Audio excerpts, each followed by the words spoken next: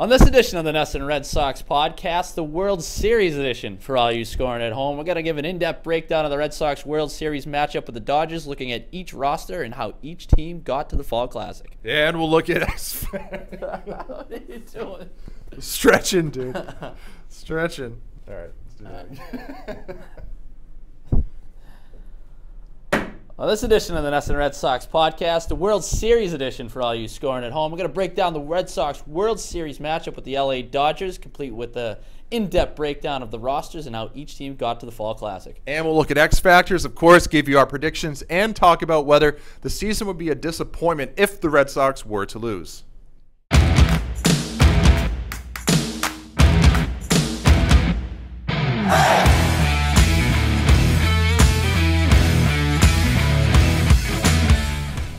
What's up, everybody? Welcome to another edition, a World Series edition of the NESN Red Sox podcast. I'm Ricky Doyle, joined as always by Dakota Randall. Dakota, it's come down to this. It all has. the marbles. After months of negativity. Yeah, right. And doubting this team and picking against them. Skepticism, pessimism. Lo and behold, they've reached the World Series. Everything it lacks is, the only thing it lacks is optimism. And yet here we are. Right. Here we are. Doesn't mean there's not still some room for some negativity, but we'll get to that. No. But I don't know about you, going throughout the once the Red Sox punched their ticket to the World Series, I was kind of pulling for the Dodgers.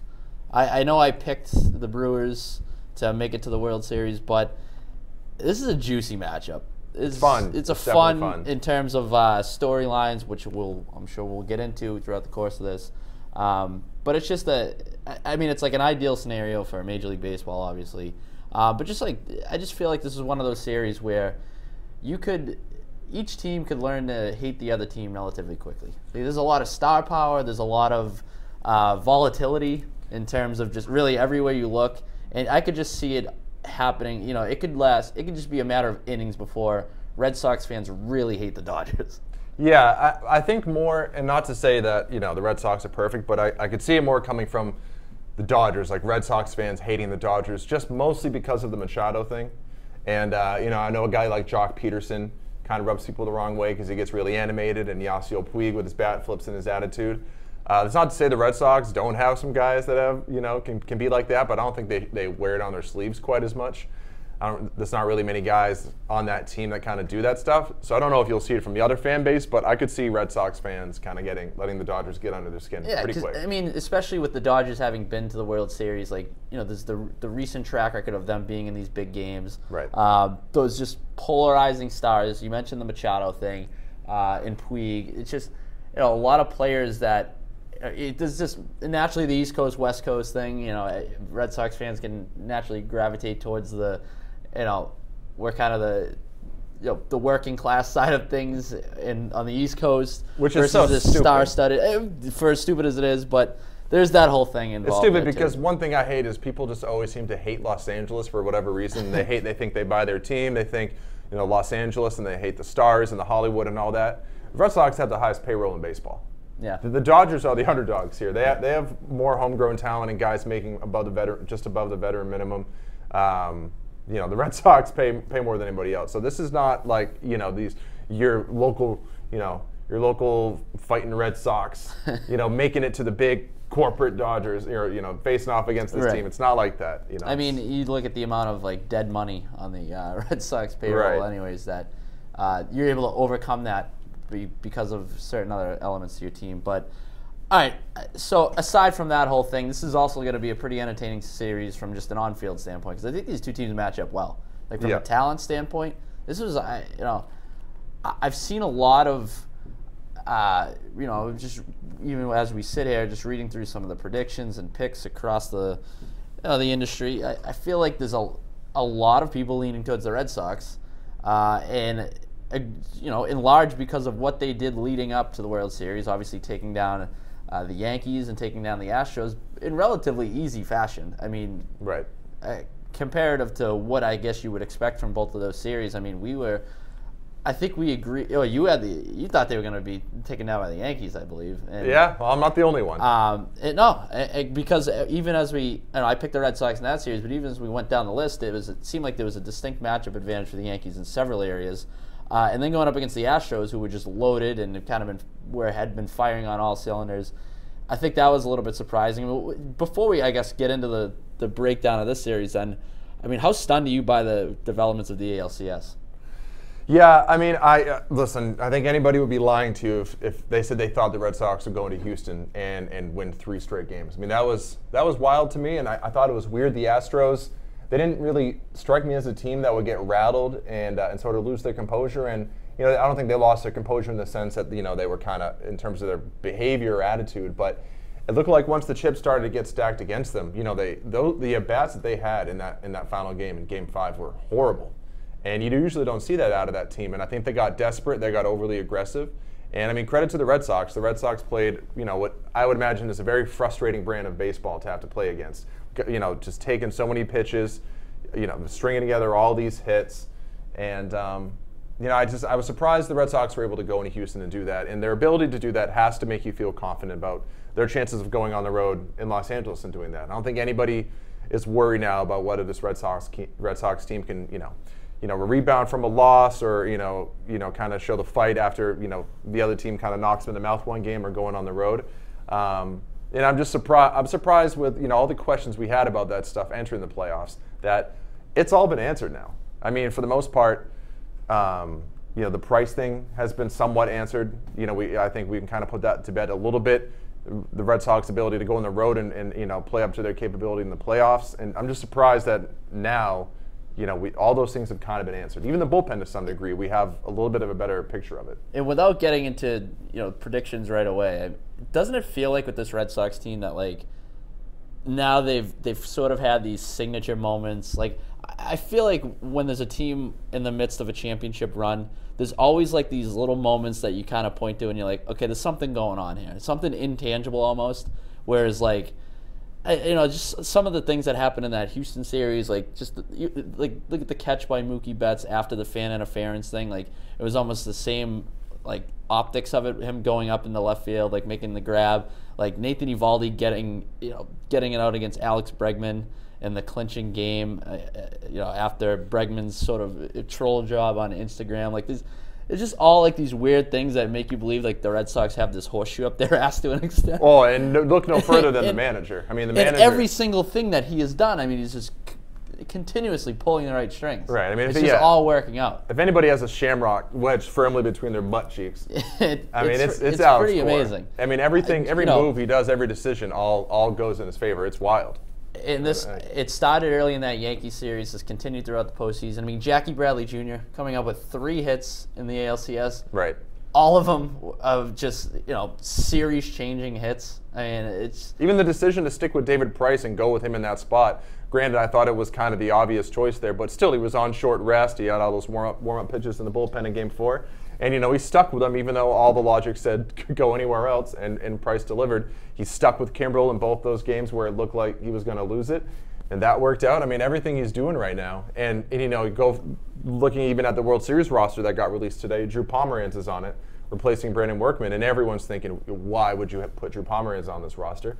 And, I mean, at this point, are you gonna bet against the possibility of Drew Pomeranz coming in and making a difference in this World Series, given Core's track record? Because I mean, it's tough to bet against him at this point. Yeah, so, wacky series in general against Houston. I mean, just if you were to tell me at the beginning that Chris Sale was going to start once and struggle for the most part, and Craig Kimbrel was just going to be, a puddle for the most part. That's putting it lightly. And they were going to win in 5 games. Yeah. I would have told you were high as a kite. Right. There was some bath salts involved in your diet that afternoon. But nonetheless, here we are. You mentioned the Drew Pomeranz thing. I guess we can start there real quick. Brandon Workman, the one being left off the roster in favor of Drew Pomeranz. I know your thoughts on Drew Pomeranz, having sat here with you and done this podcast throughout the season. I tried so hard to defend Drew Pomeranz for a large portion of the season. I felt, for the most part, it seemed like he just wasn't healthy at times, and there was just, I thought maybe it was that was the reason for his lack of production in the season. But it is while we can't question the decision based on Alex Core's track record in the playoffs, it's hard not to. I mean, right. I understand the rationale. you're adding another lefty to the mix against a Dodgers team that has had some struggles, like yourselves, like the Red Sox during the course of the season, had some struggles against left-handers. So it could be a valuable asset, but I don't know. What did you see from Drew Pomeranz at really any point throughout the season to make you feel good about his inclusion on this roster? Yeah, clearly it's just an innings. And I think that, ultimately, if Drew Pomeranz is making multiple appearances in this World Series, you're probably having some problems. Ideally, Drew Pomeranz doesn't come in this World Series at all. He's just there, as insurance in case you need a long guy, you need someone to give you some extra innings, and you can never have too many of those, especially in the National League parks, and things can kind of get wacky. I just think ultimately, Brandon Workman, it wasn't giving you anything, and I think he gave you no reason to believe that you can trust him going forward. So why not just add another guy who, if you need them to, can give you some long innings if the game gets away from you, or just you never know what can happen in these types of games. That said, I have to believe maybe Core's looking at this, and when he was probably deciding between Pomeranz and Stephen Wright. I would have liked to see Stephen Wright, even though I understand if they're nervous about going with the knuckleballer after all the time off. But Pomeranz used to pitch in the NL West for the Padres, and he had his best season as a major leaguer. Well, one of his anyway, with the Padres, and he had good numbers against the Dodgers. Like you said, they struggled against lefties. So, maybe they find something here. Maybe he just kind of, he comes in and out of nowhere gives you a contribution. But ultimately, if Drew Pomeranz is having any sort of impact, whether negative or positive, on this series, I mean, you're probably in trouble because you don't want to get to that point. Yeah, you don't want to say it's a throwaway move because we've seen how many times throughout the years that the last guy on the roster ends up making some sort of impact one way or another. But yeah, you're right. I think it's pretty clear that this is both designed to maybe take advantage of the left-handed heavy lineup, or also to eat innings, whether it's because they're up by a certain amount of runs, down by a certain amount of runs. But I mean, there's probably going to come a point where you do need a guy to eat innings when you don't necessarily want to waste your best relievers looking ahead throughout the rest of the series. But yeah, I think with Stephen Wright has at least there's some upside there. Right. It feels like there's the strikeout capability, and yeah, there's been the long layoffs. That's the thing, is the Dodgers strike out a ton. So I would have liked Stephen Wright because the Dodgers can get really free swinging. Machado and especially really Yasiel Puig is the biggest culprit. And sometimes they can get pretty undisciplined at the plate and just swing at a lot of stuff and strike out a bunch, not unlike a lot of teams in the big leagues. But really, they kind of take it to another level sometimes. And, you feel like that might benefit a knuckleballer, Yeah. who, you maybe worry less about his ability to command the strike zone if teams are just giving you strikes anyway. But again, like I said, if you're in a situation where you're going to Drew Pomeranz in a World Series game, it's probably not looking good. So all right, well, hopefully it doesn't get to that. One reason that, of the many that this series is going to be awesome is we're going to get to see two of the best pitchers on the planet going head-to-head in Chris Sale and Clayton Kershaw. Right, but what stinks is we're getting them in their diminished forms. Absolutely. I mean, Clayton Kershaw isn't hurt or anything right now, but he's not the guy he was 4 years ago. He's now throwing around 92, 93. He's still a very good pitcher, don't get me wrong. He's probably still one of the game's best pitchers, but this is a guy who's living around 92, 93, really is throwing his curveball a bunch. And again, with Chris Sale, who knows what we're going to get? I think at this point it's probably safe to say we're going to get somewhere around 91 to 93, 94. And again, that's not the Chris Sale we're used to. So while it is cool that we're getting Sale versus Kershaw in Game 1, it stinks that we're not getting peak Sale and peak Kershaw. Fair enough. That would be fun. Fair enough.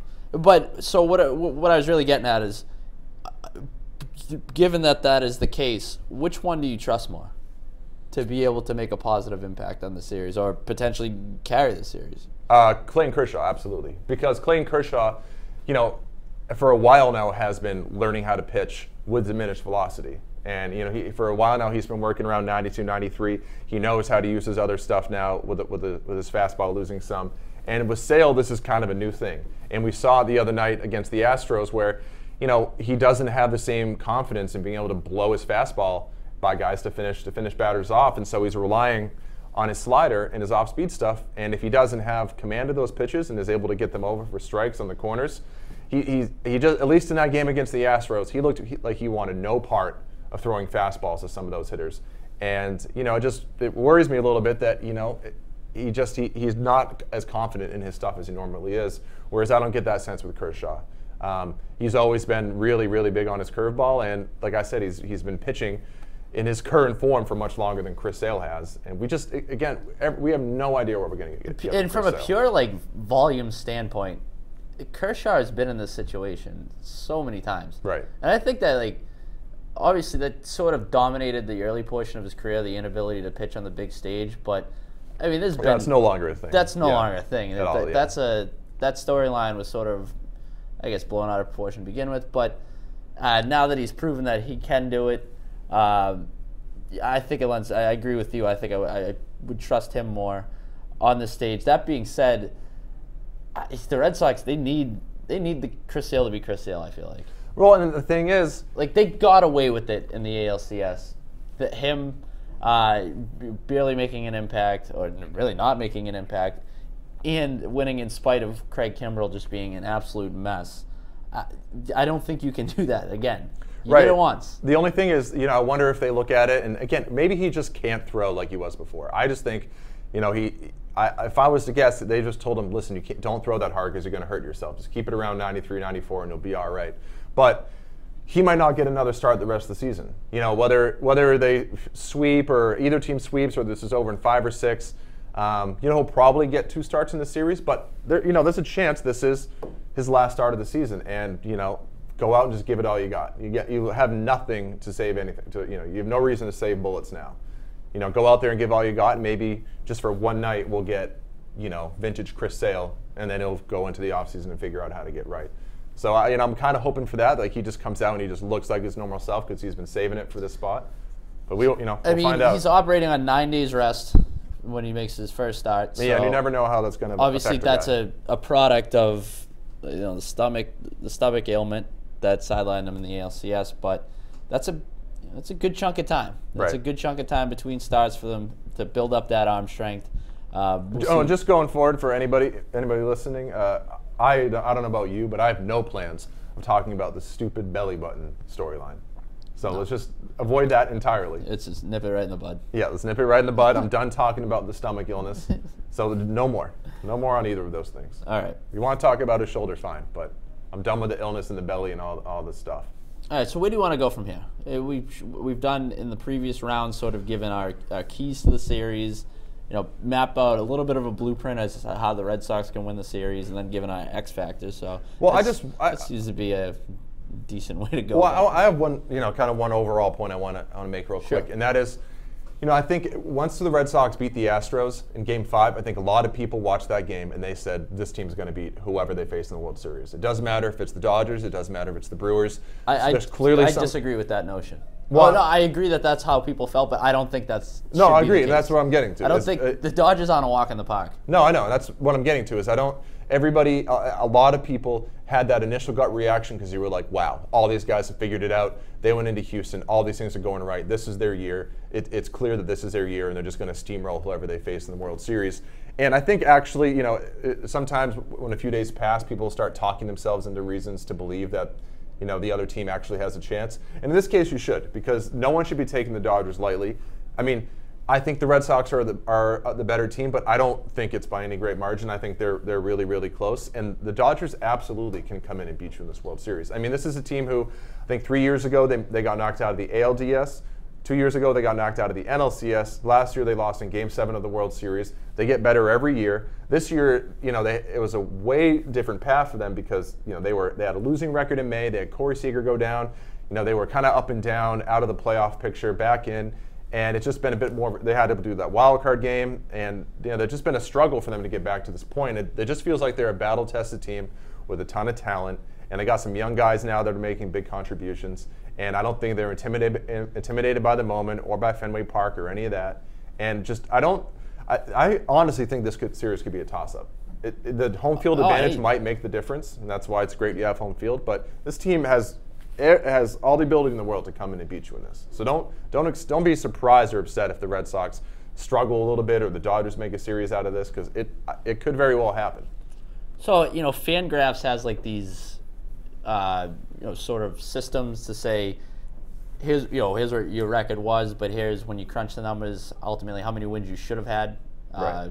By virtue of the advanced metrics. Talking about the Pythagorean win-loss. Exactly. Yeah, either that, and then also the base run system that they use. And they had the Dodgers, according to one, as a 102 win team, and then another one had them as a 101 win team, which is far better than their 92-71 record. Which, again, a lot of those, you're 92-71 playing in the NL West, which had plenty of competition with the Colorado Rockies and the Arizona Diamondbacks. And don't forget their tough start. I mean, they didn't have Corey Seager all year, and Justin Turner missed the first 40 games. And Justin Turner's a big player for them. So now they have Machado. So yeah, they're. Yeah, so this is, I mean, look at the record. And it's also, you look at their run differential, plus 194.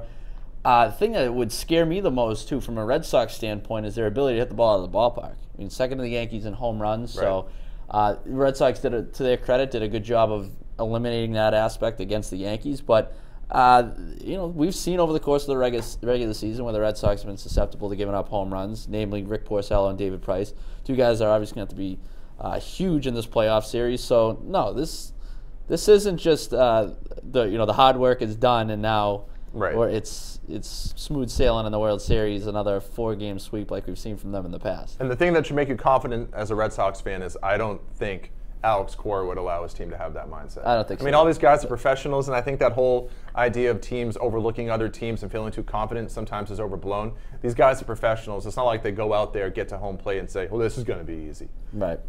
But I think Alex Cora has his team playing the right way and has them in the right mindset. So I wouldn't worry about a letdown in that regard. I would just worry that the Dodgers are really good and could very easily beat you in this World Series. So. Dodgers being very good in sort of the possibility of water finding its level from the Red Sox. Every single thing that we've mentioned, that Alex Cora has done has worked out in his favor. Does your luck run out?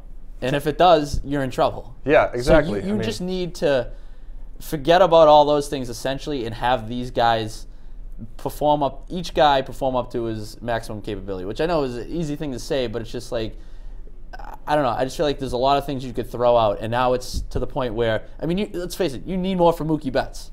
Oh, you need a lot more from Mookie Betts. You need more from him. You need JD Martinez to perform at an MVP caliber level. Like you need these guys to be what they are rather than banking on Jackie Bradley Jr. giving you 3 huge hits and a ball rolling along the left field wall. Like it's just those things aren't going to happen. Right, and that brings me to, I've always wondered, and I wish we could have like a former player to talk to, because I'd love to ask, in these situations where neither team has much familiarity with each other, I mean, aside from Machado and a couple other guys, it's really not, these guys haven't faced each other. And I've always wondered, who does that favor, the pitcher or the hitter? Is the Dodgers, are they just going to get these scouting reports and realize, wow, everybody's pitching Mookie Betts high and away and JD Martinez high and away, and we're just going to do that too? Or, does the fact that they don't have as much experience facing those guys, kind of lead them into maybe taking some more chances inside, and instead of just being so diligent about, pitching outside, and then Mookie or JD takes advantage of it? Or is any way? I've always wondered who has the edge when there really isn't much familiarity. I would tend to believe pitchers because, again, hitting a baseball is really hard. Yeah. But I don't know. Yeah, I've always wondered that. So. Interesting. There's going to be a lot of lefties in the series. A ton of lefties. I mean, you're going to get 3. This is intriguing matchups. How they use their how each manager navigates sort of the later innings from a lineup standpoint, and also just for each game in general, the starting lineup is going to be interesting because there's a lot of lefty starters. These teams have, as we mentioned before, have had struggles against lefties, so. It's weird. And the thing for the Red Sox, the intricacies of the series are interesting. Right, and the thing that I think the Red Sox need to be worried about is, they have a couple lefties in their rotation, but primarily out of the bullpen, you're all right-handed. I mean, you still only have 2 relievers you trust. Trust being a loose phrase, in Matt Barnes and Ryan Brazier. They still don't pitch Joe Kelly when they have a lead, and we all know the situation with Kimbrel. But you have no lefties. And so that's it. I imagine the Dodgers, probably their best asset is their depth. I mean, basically the entire team's a platoon. I mean, you have starters come out in the 3rd inning just based on the matchups, and then they keep rotating. They keep putting new guys in and out. And they have a ton of lefties that they can sub in. Someone like Jock Peterson that can come in as soon as you bring in Ryan Brazier, and then he hits a home run. I just think the Red Sox, there's something they can do about it. They're going to throw righty relievers at these guys and hope they can get them out. Whereas the Dodgers, they have Urias, they have Alex Wood, two guys that can be pretty tough from the left side. And the Red Sox haven't been good against left-handers. So, in a series that I think will be really close, those type of moments and matchups in the middle innings when you get into relievers and you get into pinch hitters could ultimately make the difference. And when you put it that way, it seems like there's a pretty good formula there for the Dodgers to be able to win this thing. I mean, the later inning matchups. Well, we're getting to that. If you are facing these lefty starters, Chris Sale, David Price, you start off with your lineup that you'll traditionally roll out there against the lefties, and then as you get past those guys, you get in the bullpen, like you said, where it's right-handed heavy if you're the Red Sox. All right-handers. And if you're sitting there at the Dodgers with these impact bats, left-handed bats that you can bring off the bench.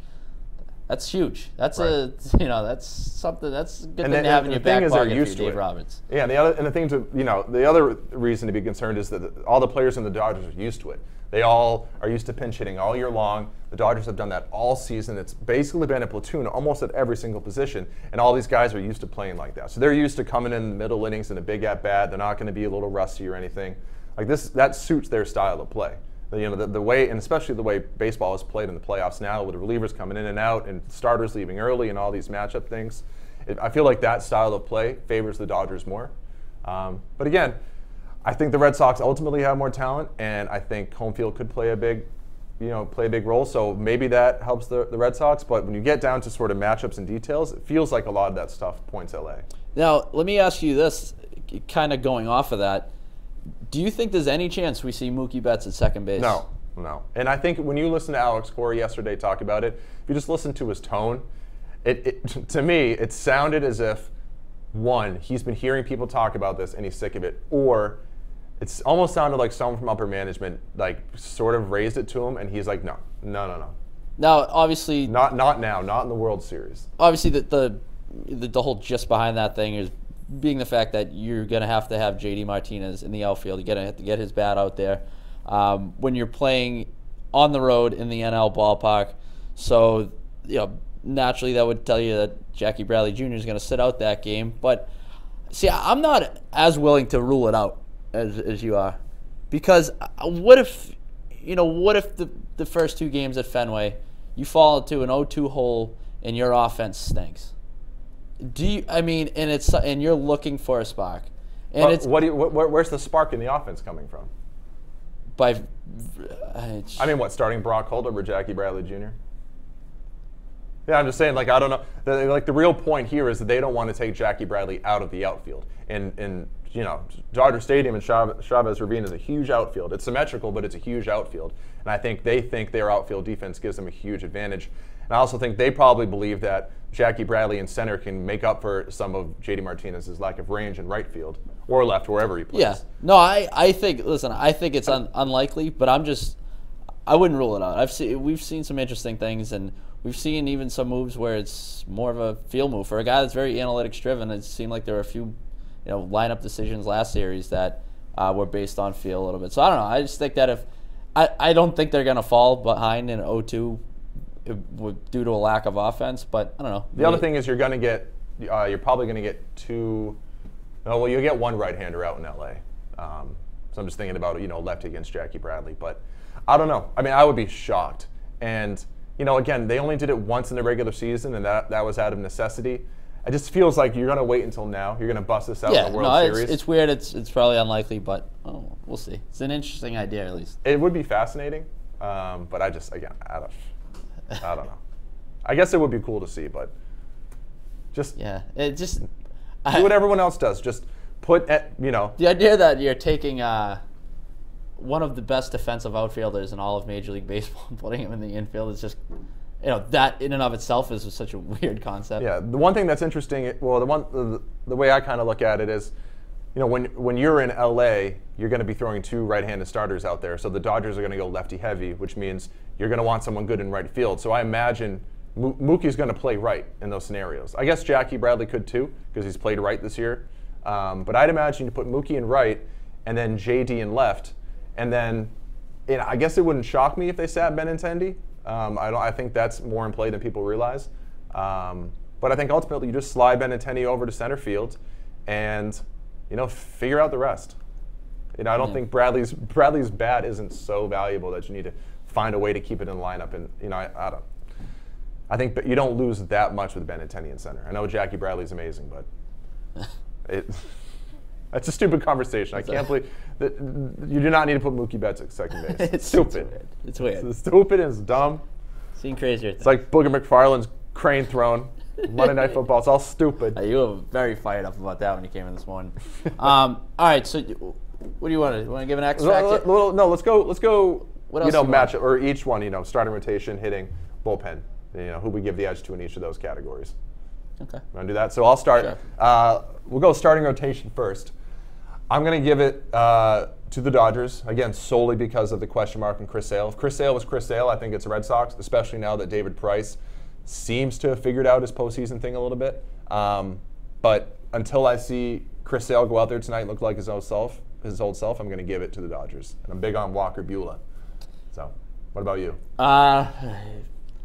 Yeah, I would lean towards the Dodgers as well, but I am anxious to see what David Price does in this series. Yeah, if there's an element of getting that monkey off your back, is that because for most players, I do feel like we kind of overstate some of things like that, like the whole mental aspect. But the fact that he willingly said some of his comments after struggling, or the overall sense of relief he seemed to have after that series was that was real. That's been weighing on that guy. Yeah. Whether having that burden off of his shoulders ultimately leads to a better performance, I don't know. I'm more interested to see how he comes out from just an overall approach standpoint. He rode the tweaks to his changeup in that last outing and was just very efficient. Didn't walk anybody. Kind of had a different delivery to him. So I just actually see what he does from a mechanical standpoint or an approach standpoint. But yeah, I'm interested to see how he does with what looks like is going to be cold weather tomorrow too. So I don't know. With him and his whole finger issue. You know what though?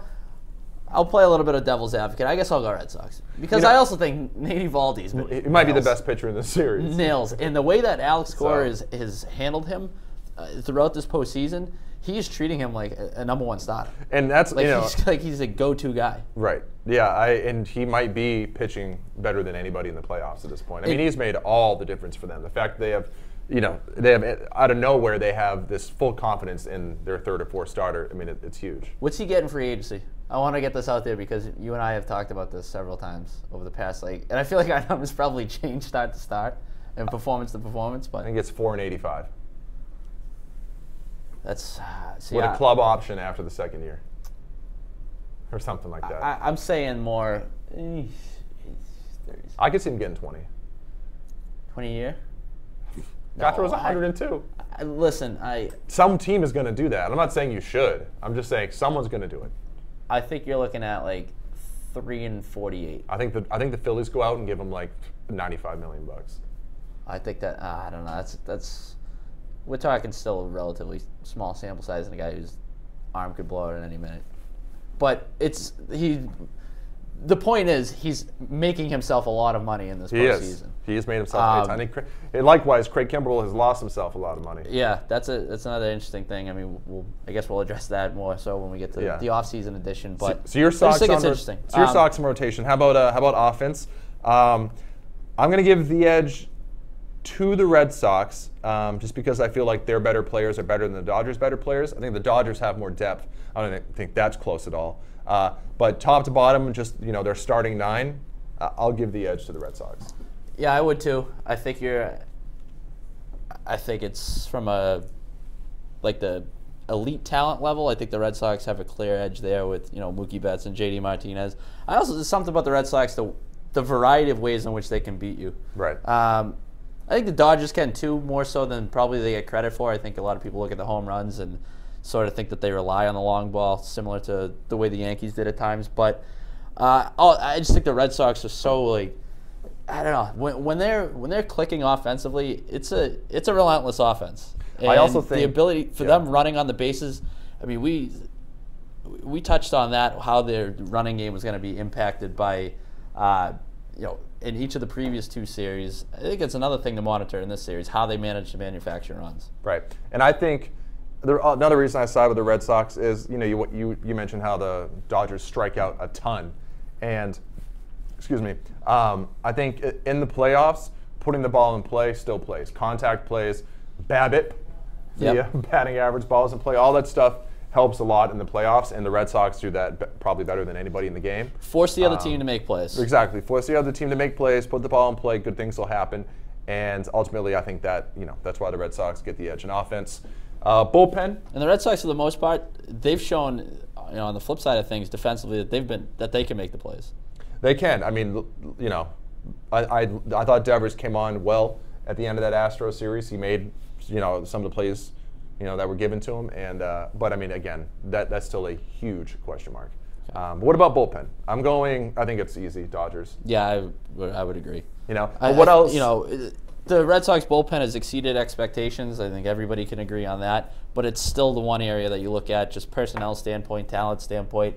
That's a concern, right? Especially if Craig Kimbrell hasn't figured it out. Right, and while I will give some credit to the guys in the Red Sox bullpen for turning it on in the playoffs and pitching well, because again, it's players winning the games. I have to give a majority of the credit to Alex Cora for finding a way. We wondered all year and down the stretch how, at the end of the season too, I mean, it was clear he didn't know what he was going to do, and it was just tryouts. He was throwing all kinds of new guys in the 8th, trying to figure it out, and we were sitting there wondering how he doesn't have anybody. How is he going to figure this out? What the hell is he going to do in the playoffs? And the way he's managed around it between, identifying the right spots to use starters, whether it's Porcello, Eovaldi, Chris Sale, He's had some. I give him all the credit in the world for doing these things, for having even just the balls to do some of these things. But the situations that he's put the starters in, they've been very favorable. They've kind of fallen in his lap a little bit. Like when Chris Sale pitched that game in relief, I forget what game it was against the Yankees, but he essentially said we needed the perfect spot. We had to have a pretty good idea that we were gonna. It was the clinching game, right? And that opportunity arose, and then same thing with Nate Eovaldi in the series clincher against the Astros. The score is kind of dictated his willingness to go to these guys. Just I think makes it a lot easier for him to be able to swallow hard and just go for it. Right, but again, we didn't know if he was going to do that or not, and I think he's just, identifying who the right guy was to go in those spots. Credit to him for not getting cold feet. Right, and and I think he's used Joe Kelly in the right spots. He still clearly doesn't trust him to hold a lead, but he's found the right spots to use somebody like Joe Kelly. And obviously, I think the way he managed Matt Barnes in the Astros series was great, because I think it was in Game 3. He only gave him 2 batters, and then he yanked him for, I think it was Kimbrell to get the 4-out save or whatever it was. I'm getting foggy on it now. And then in Game 4, he faced 1 batter, and then Eovaldi came in. And you were thinking, why wouldn't you just let Barnes finish it out and give Eovaldi the clean inning? But it was all because he wanted to make sure Barnes had bullets left for Game 5, and Barnes came in. Granted, I think he gave up that home run and let a guy on, but he got the first 2 outs of the inning, which, at that point in the game, you were counting down outs, and he got you the first 2 outs. Then Eovaldi came in, and I just thought I think his management of the bullpen in the playoffs. Matt Barnes got some big outs in that series. He did. I mean, he still can be a heart attack too, because he falls down 2-0 on everybody. Yeah. And he lets too many guys on. But for what Core's been given to work with in the playoffs, I think he's done a really great job managing the bullpen. But Dodgers, and again, Dodgers bullpen was shaky a lot of times during this past season. But Madsen's been good for them. Urias has been good. Alex Wood and Kenley Jansen is just so much. Head and shoulders above Craig Kimbrell in terms of reliability that it's really not close. So now let's get to what do you want to do, X Factors or picks? Well, all right, who do you think? I like to get a good X Factor on the record. We've had some good conversations about this in the past. Who are you leaning towards from a Red Sox standpoint? From the Red Sox for an X Factor? Well, let's see. I think for Yankee series, I picked Xander Bogaerts. Astro series, I picked Nate Eovaldi. This one, I'm going to go with Joe Kelly. Going Joe Kelly because especially in the National League Park, when, depending on how that game goes, you don't want the pitcher to come up at a certain spot in the lineup. You might have to go to your bullpen sooner than you're normally willing to. You might not be able to hold off until the 6th and then start chaining together Barnes, Brazier, and Kimbrell. You might have to dip in there in the 4th or in the 5th and that's probably going to be Joe Kelly's spot. He might get that spot in 2 or 3 games out there, and if he pitches well, you got to win on the road. You could have 2 or 3 games out there, and I think Joe Kelly could be a huge part of this series. All right. I mean, it's easy to go with somebody like Mookie Betts or whoever, but I'll go. Yeah, I mean, because I still think you need someone else in that bullpen to step up. You can't. I mean, what was happening at the end of that Astros series? Almost going to Ryan Brazier 3 games in a row, 2 innings with him. Craig Kimbrell for 2 innings. I mean, I guess you could piece it together for one more series. You just did it, but I think, you're playing with fire there. I think, another guy, and Joe Kelly's been pitching well. I think he might have a big series for you. Yeah, I'm rattling through some names because you're right. You don't want to pick somebody that's sort of the obvious that jumps off the page. Because then, if that's the case, I think, as I just said a little while ago, that David Price is, his involvement in the series, or him pitching up to his regular season for the most part level, is paramount to them winning the series. But I don't lean towards Steve Pearce. I was just gonna say Steve Pearce. I think Steve Pearce. I love Steve Pearce, man. I do too, and you're getting 3 lefty starters, so he's going to start all 3 of those games. I mean, this is why you got him for a situation like this against the lefty starters. He's going to be in there. He's going to have an opportunity to make an impact. We mentioned the whole putting the ball in play and making the plays. He's been awesome at first base. I know that the whole stretching thing. I can't figure out if he's just he's just been sick at first base in the series. That's a lot of it is just the optics being better. No, I think I think he's been legitimately making some good plays at first base. Though. No, and I think what we've seen with all these replays at first and how close these plays are at first base, and a lot of that good athletes in the playoffs, a lot of these, him stretching out and getting that ball just that split second before the runner gets there has made all the difference. And I think, I'm not saying he's a better first baseman than Mitch Moreland, but I think he definitely can stretch further and he can kind of get down there a little bit more. Yeah, and I mean, those plays have been huge for him. I do think there's sort of something to be said for a guy like that who flies under the radar a little bit going into a series like this. There's so much attention on the stars, and then all of a sudden, next thing you know, Steve Pearce hits 3 home runs in 2 games. The end over and topple in the Astros dugout. Oh god, yeah. Yeah, I watched that. He's a dude I'm just I want him on my side going into a game. So. Yeah. That coupled with the whole lefty thing, I think Steve Pearce can make an impact. Yeah, no, that's a good one. Maybe a Dodgers standpoint. Anybody that sticks out to you there? For the Dodgers, I mean, from the pitching side, I'd say Walker Buehler. If Walker Buehler gives you, pitches to his ability and gives you what he gave you in the Brewers series, I mean, that's going to be tough for the Red Sox. You got your boy Julio in the pen. Yeah, I mean, well, again, he could be huge. They'll probably use him in a lot of spots. I think, Buehler and Urias are the 2 from a pitching standpoint for the Dodgers. In terms of hitting, something about the young arms too. That's another thing that I'm it's kind of a wild card element to it. We talked about this about the Red Sox when they were prior to the September call-ups, that they didn't have that shot in the arm that you could get from a hard throwing young kid coming up. Maybe that you can ride the October wave a little bit. Whereas, the Dodgers, they have these young guys that, I don't want to say don't know any better because I think that's an overdone cliche, but just that hitters haven't faced a whole lot. So that, have the ability to come in and get some strikeouts. So I think that's an interesting. Yeah. Where are you going? I was going to say Chris Taylor at the dish. I like that. But they put him in a lot of different positions. Love that. He's a guy that, you're going to hear his name a ton by the end of the series because of how much they move him around. And, is a pretty good hitter.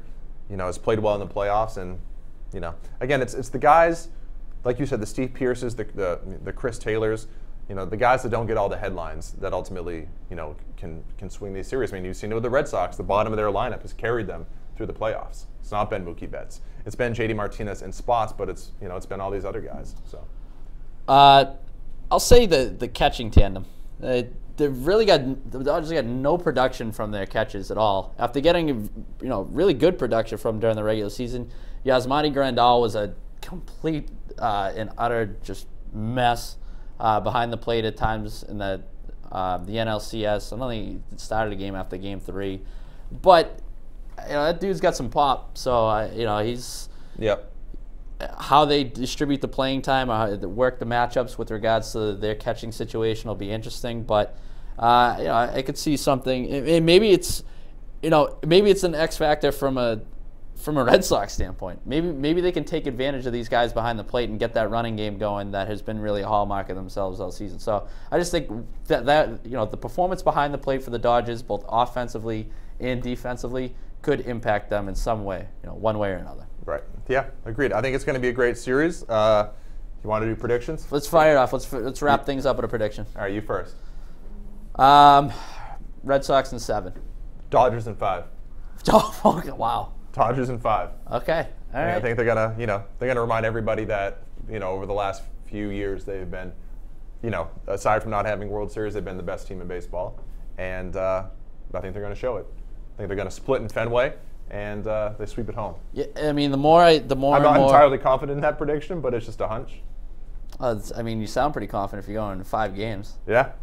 I just think the more I look at the matchups, the more I think that the Dodgers have a really good chance of winning. I'll amend it. More so than what teams are giving them credit for. I'll say Dodgers in 6. And I think Red Sox fans are in for that brutal other team celebrating on your field. We haven't had that often. The last time was Blackhawks against the Bruins, where a team celebrated on your own turf. Well, and it stinks. It sucks. So, and I could see it happening here. So I'm going the other way. I think that the Red Sox celebrating on the road for the first 2 series, finally get it done at home. I think it goes the distance because I think it's closer than maybe most are given the series credit for. I just think there's something intangible going on with the Red Sox. There is. Overall X factor for me is the Red Sox have not played well at home. In the playoffs, down the stretch at all. They didn't look good at home in some of those last couple series of the regular season. They haven't played good baseball at home at all in the playoffs. It's been messy. It's been, I don't know if because, and maybe it was just the first 2 series, but they seemed really nervous at home. Like the Fenway crowd kind of put them on edge, and they didn't play clean baseball at all. And they can't do that again. So that's something to watch for. Is do the Red Sox clean? Because they've played indisputably, have played cleaner, better baseball on the road during the playoffs. And it's weird because it's just usually not the case with the Red Sox. It's usually the other way around. Yeah. To their credit, though, they've handled adversity well this season. Yeah. And that is one thing that maybe you could point to and say that they lacked in the 2 previous years. And they've answered to kind of tie everything together. You're right. You said at the beginning they've answered a lot of questions that we've had about them, both at the beginning of the playoffs, then progressing into that Astros series. So there's still some questions to be answered, but I think for the most part, you're seeing that this is a legit team. The 108 wins weren't a fluke.